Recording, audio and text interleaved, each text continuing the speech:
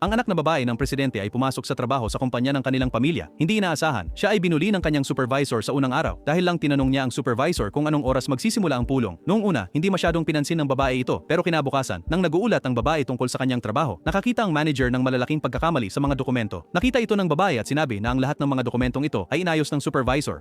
Agad na nataranta ang supervisor at agad na ibinunto ng sisi. Sinasabing ito ay dahil sa kakulangan ng responsibilidad ng babae sa kanyang trabaho. Nanatiling kalmado ang babae at inilabas ang isa pang kopya ng mga dokumento na walang pagkakamali. Agad nitong napahiya ang supervisor. Pagkatapos ng pulong, binigyan ng supervisor ang babae ng matinding sermon. Iniisip na sinadya niya ito. Gayunpaman, hindi ito pinansin ng babae. Nakita ito ng supervisor at nagalit, itinapon ang mga dokumento sa babae. Kahit na galit ang babae sa loob, ayaw niyang magdulot ng problema para sa kanyang ama. Kaya't kailangan niyang lunukin ang kanyang galit at pulutin ang mga dokumento. Sa kasamaang palad, ang pagtitimpi ng babae ay nagdulot lamang ng maling paratang ng supervisor. Dumiretso ang supervisor sa manager at sinabing nag-leak ang babae ng mga dokumento ng kumpanya. Agad na nagalit ang manager. Kahit na mariing itinanggi ng babae, siya pa rin ang sinisi ng manager. Sa wakas, hindi na niya kinaya at umalis mag-isa upang umiyak sa kalungkutan.